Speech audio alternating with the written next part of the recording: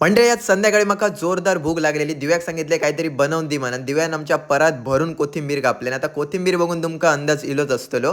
तर आमच्याकडे आज कोथिंबीर वडी बनवत होते आणि त्याच्यासाठी बाकी सगळी सामग्री तर रेडी केलेली आहे ऑलरेडी. चिरून झाल्याबरोबर लगेच आतमध्ये सगळं टाकून घेतले.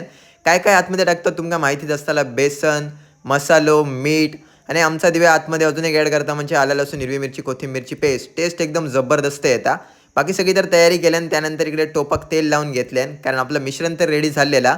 त्यानंतर सगळ्या टोपात काढून घेतले आणि आपण गॅस सगळा रेडी झाल्यानंतर आपण गॅसवरती जो पाणी ठेवून टोप ठेवलेलो त्याच्या आतमध्ये ठेवचं होतं. वरती झाकण ठेवलेलं आणि मी हॉलमध्ये येऊन बसलो.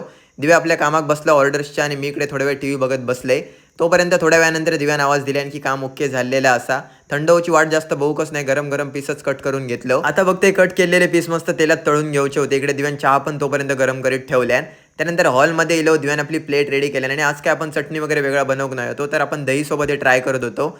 जर तुम्ही कधी बनवू नशात तर नक्की बनवून बघा, ट्राय करून एक नंबर लागतं. तर जेव्हा खाऊ व्हिडिओ आवडलो तर नक्की लाईक करा.